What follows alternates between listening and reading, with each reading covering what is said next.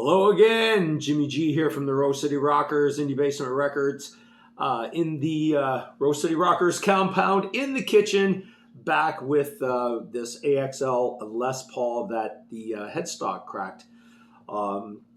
We have let it sit for about 48 hours, and we're going to see if it actually worked.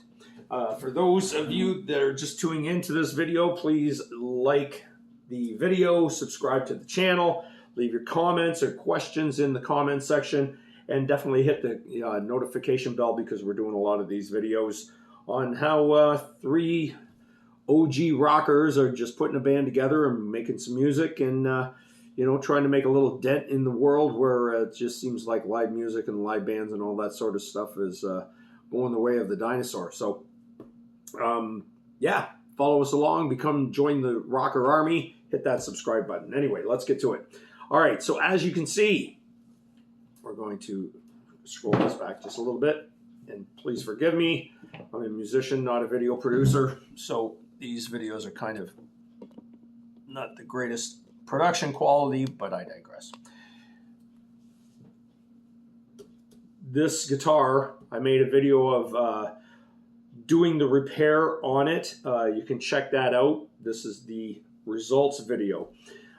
I've got 4 clamps here. It cracked right in this area here. A little piece of wood came off the headstock as well. It's been sitting. I did this repair on Sunday afternoon. It is now Wednesday afternoon.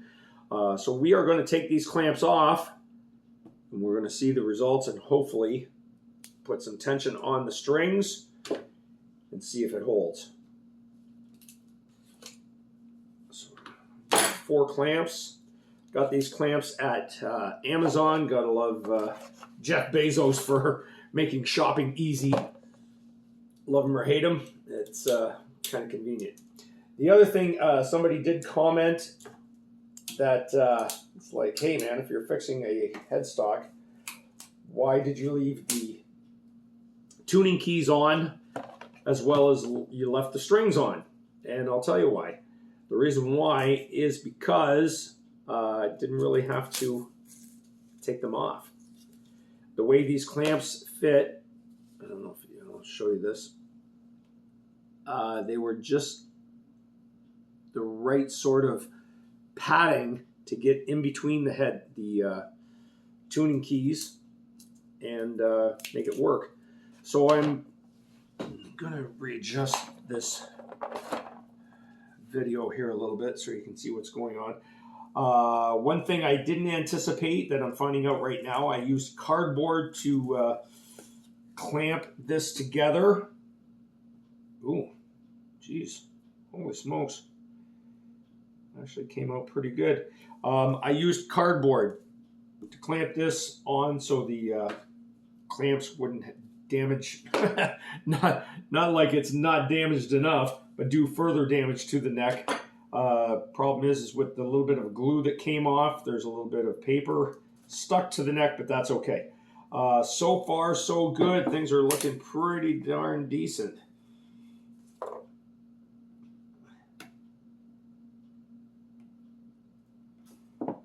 What I used was Type Bond Ultimate Wood Glue. And here's what we're going to do. We're going to take the phone. Once again, I'm a musician, not a video producer, so bear with me on this. Here is the end result. And actually, this settled right back in. And it's pretty darn smooth. This area right in here chipped off, and it came off as a sliver, so I saved that. It had to go deep into the neck, which I was able to do, and this clamped up very nicely.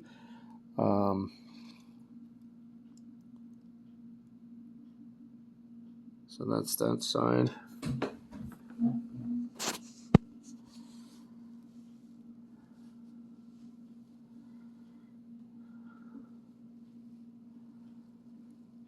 That's what that side looks like.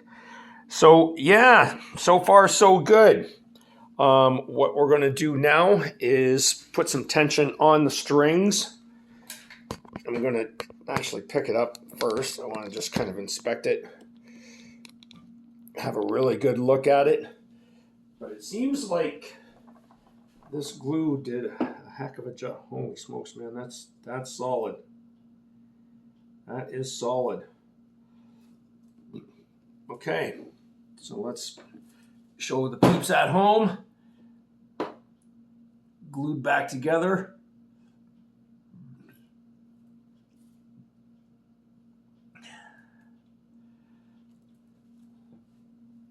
For those wondering,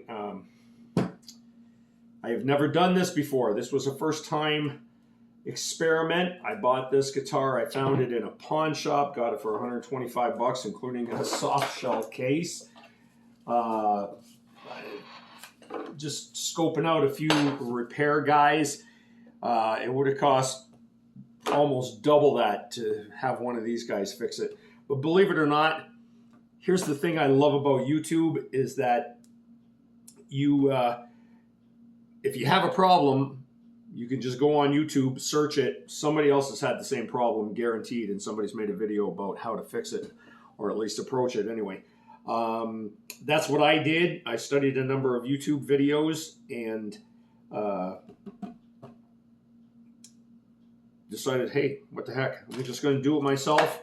Well, let's see what happens. So far, so good. It was very easy to fix. It took a little bit of patience as far as getting the glue deep into the neck, but overall, it was pretty easy to do. The one thing I would recommend, if you haven't watched the other video, you'll see that I actually got a syringe, and I used a syringe to really shoot the glue into the neck down here, so it really sealed up well. The next test is, let's put some tension on the strings and see what happens. I'm going to lay it this way. Again, this is another reason why I didn't take the strings off. The strings, they weren't in bad shape. I think they were played maybe 2 or 3 gigs tops. And usually after 2 or 3 gigs, I change strings anyway. The reason why I brought them or left them on is because I figured, well, I'm going to have to put strings back on and check the tension anyway. So why not just leave them on and save me a step.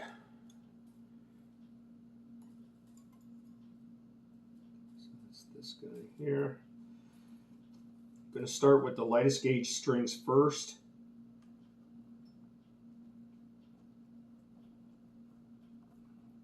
I should have my string winder here, but I don't.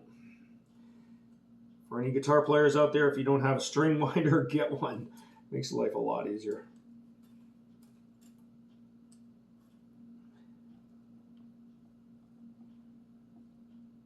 So we've tensioned up the E string, we're tensioning up the B string now.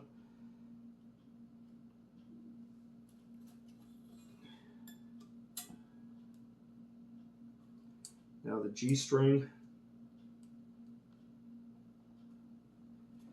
If you have any questions or comments, please leave them below in the comment section. I'd love to hear back from you guys. Maybe you guys have better ideas or better suggestions. I don't profess to know anything or know everything. I've been in the rock and roll and guitar game for a lot of years, but that doesn't mean I have all the answers. I'm just taking things one day at a time, and I love trying to figure stuff out. And I'm a do-it-yourselfer, so that's why I'm doing this. So we've got tension on these strings, the E, B, and G. Putting tension on the D string. Now putting tension on the A string. So far, so good. I'm not hearing any cracking or anything like that. And now some tension on the E string.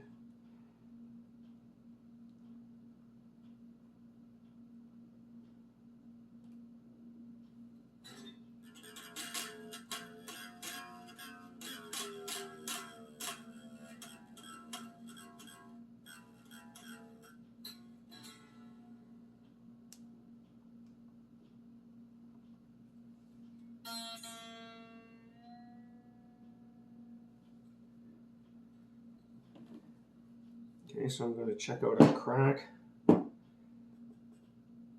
Doesn't look like it's separating at all.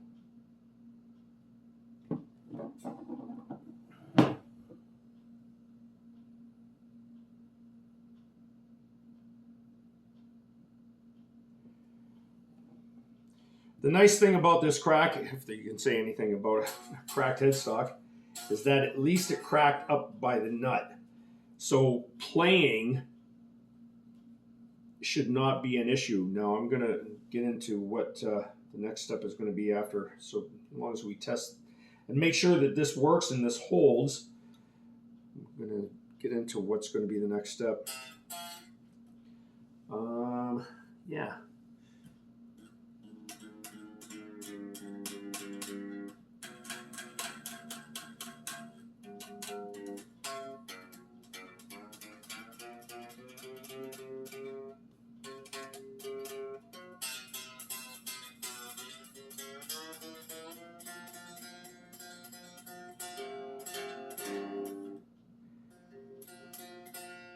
Just tuning this up by ear.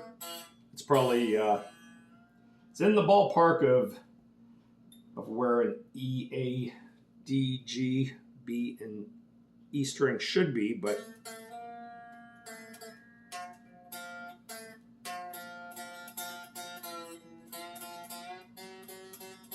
this sounds better.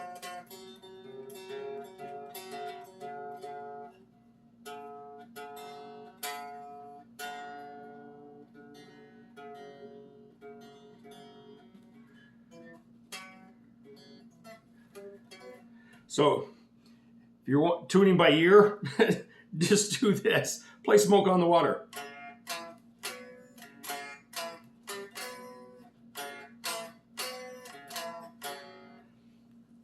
That way you'll know that it's kind of in the ballpark of standard tuning.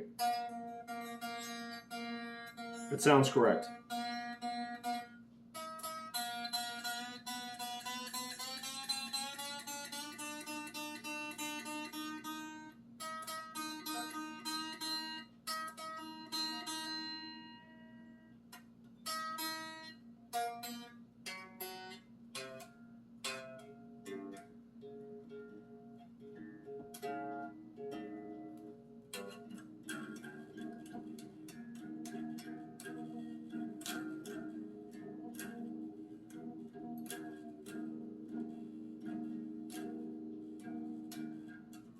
Okay, so we've got tension at standard tuning pitch, well, in the ballpark anyway.